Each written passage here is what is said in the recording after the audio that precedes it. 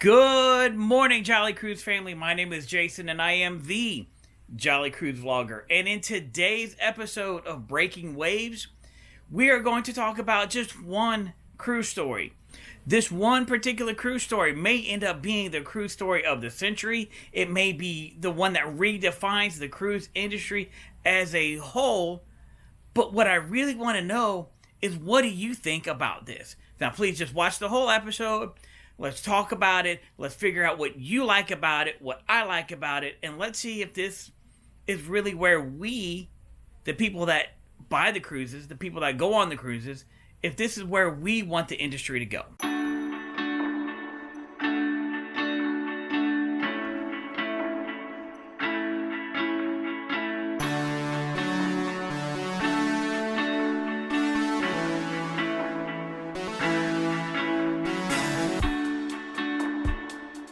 Based on this, we're going to determine if it's good or if it's bad on where the cruise industry seems to be headed. Let's start off with Carnival Cruise Line, because they're pretty much the number one cruise line around.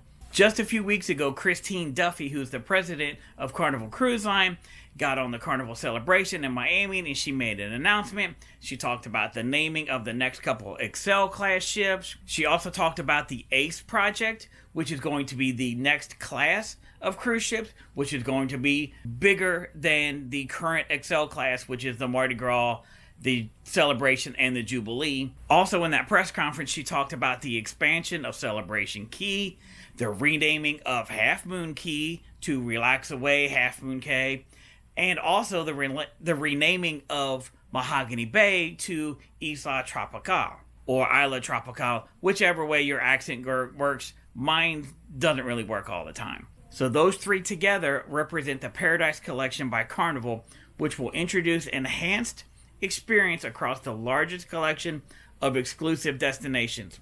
From breathtaking white sand beaches to vibrant cultures and unforgettable excursions, each destination offers different slices of paradise that only Carnival can take you there. So here we have Carnival creating their exclusive islands, their exclusive destinations that are only for Carnival, not for anybody else. That's the direction Carnival is headed, with the bigger ships and also the exclusive destinations. If that's the direction that Carnival is going as number one in the cruise line industry, let's talk about where Royal, who's number two in the cruise line industry, let's talk about where they're going. Within the past year or so, let's talk about all the moves that Royal is making to counteract all the moves that Carnival is making. They have expanded their Perfect Day at Coco Cay to include Hideaway Beach, which is an adult-only area. They have also announced that they've purchased the Costa Maya cruise port in Mexico. So they bought the cruise port there in Costa Maya. They bought the Lost Mayan Kingdom water park there. All that area, plus a total of what's going to be 220 acres to build Perfect Day Mexico. And that is supposed to be open in sometime in 2027. So right now, everybody's still going to Costa Maya. So it's Norwegian and Carnival and Virgin and MSC, and everybody's going to Costa Maya still. At this time, Royal has not announced if they're going to cancel everybody else, or if they're going to say, okay, everybody, you can still go to Costa Maya, but only Royal Caribbean passengers and Celebrity Cruise passengers are allowed to go to this separate area. That's going to be their Perfect Day Mexico. And if you've been to Nassau lately, you've seen where they've redid the whole cruise port, but on the other side, on Paradise Island, Royal has purchased that island. You know, the little area where it's got the broken down lighthouse that's looks like it's been vacant since about 1892. Yeah, that whole little strip of land, Royal bought that, and they're going to create the Royal Beach Club. And in that little strip of land, they're going to have cabanas and restaurants and bars and pools. And that's going to be exclusive to Royal Caribbean passengers. And then in another bold move where Royal Caribbean says, Carnival, hold my rum runner, I'm going to buy the Xanadu Beach Club, which just happens to be down the street from your new Celebration Key. To me, it sounds like Royal and Carnival are playing chess and everybody else is playing checkers, because they're both going through and developing and pouring a bunch of money into exclusive destinations for just their cruise passengers. And now the number 3 cruise line, MSC, says, hey, don't forget about us.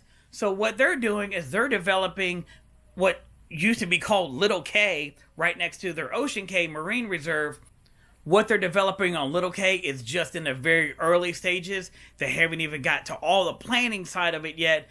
And then just over a month ago, on April 10th, MSC opened its new Marine Conservation Center on Ocean Cay. They're using it as a resource for biologists, scientists, and students and visitors on the island, and will feature an interactive pavilions, a lecture hall, a biolab, and a land-based coral nursery.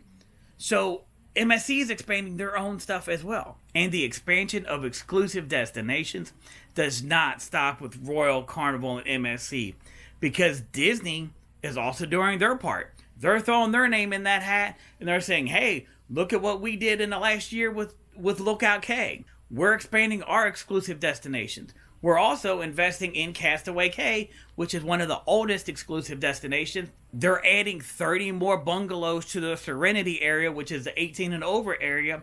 Plus, they're adding a brand new dining hall in the Serenity area. And if you know anything about Disney, Disney's always going to construct something. They're always going to build something new. They're always looking for the future to provide that extra little bit of magic to each one of us. And last but not least, Norwegian Cruise Line NCL is saying, hey, do not forget about us, as they just announced that they're expanding their private destination in the Bahamas of Great Stirrup Cay. The updates that Norwegian is putting into Great Stirrup Cay right now is they're going to add a multi-ship dock to where you don't have to tender there anymore. You're actually going to be able to get off at the pier. Another central part of their expansion, in addition to the pier, is they're going to put an oversized heated pool in there, which is going to be designed as the central hub for the relaxation and entertainment there on Great Stirrup Cay. They're adding a new splash zone for parents and kids to play in, with interactive fountains for the kids. There's also going to be a brand new welcome center, a little tram service, and making it easier to navigate in and around Great Stirrup Cay. With all the cruise lines expanding their current exclusive destinations, there's two key questions for me that I want to know what you think about these things. One, the word C-A-Y. Is it pronounced key or is it pronounced K? Or is it going to depend on whichever the cruise line needs it to sound like to rhyme with whatever their need? So for example, you have Relax Away at Half Moon Cay, but then you have also Great Stirrup Cay. So is it key, like lock and key, or is it pronounced K, like my aunt? I don't know. You tell me, put in the comments below how you pronounce it. I just want to pronounce it home for however long I'm there for. But then the next question, and this is where I personally think the cruise line industry is headed, and I don't know that I like this. To me, it almost seems like the cruise lines are trying to create an all-inclusive atmosphere. For example, you can jump on a Carnival cruise ship here in Port Canaveral. You can go on a 4-day cruise. You can go to Relax Away Half Moon Cay. You can go to Celebration Cay. And you can spend a day at sea. Then you can come back to Port Canaveral and never ever leave a Carnival exclusive place. And the same thing for Royal Caribbean. You can jump on the Utopia of the Seas. Next day you wake up, you're in Perfect Day Coco Cay. The next day you wake up, you're in Nassau. You get off the ship, you hang a left. You're right there at the Royal Beach Club there on Paradise Island, which is another Royal exclusive destination. Maybe you spend a day at sea heading back to Port Canaveral or to Miami, either one, and you've never left the company of your Royal Caribbean cruise mates. So that's my question for you. Is that something that you would want to do? Do you want to get on a cruise ship and go to only cruise line specific destination? Or do you want to go to a Cozumel and you can want to go and you could do the luchador experience and you could eat your tacos from the blue taco truck, or you can just lay on the beach and go to Mr. Sancho's or Paradise Beach? What do you prefer to do? Do you prefer to do a cruise line specific destination, an exclusive destination just for that cruise line? Or do you want to do something that's open to everybody? Personally, for me, I'd rather do something that's open to everybody. I have zero issues with going on a cruise line exclusive destination. Because to me, you've heard it before and I'll say it again, a cruise day is better than a work day any day. But I also want to get out and experience the culture of where I'm going. I don't know. That's where I think the cruise line industry is headed. Please do not forget to like this video, subscribe to the channel so you can see the news that comes out every week. You can see daily vlogs when we go on our cruises, ship tours, food experiences, and everything that we do on a cruise ship. So the question is it about the journey, which is the cruise ship, or is it about the destination, which is the destination?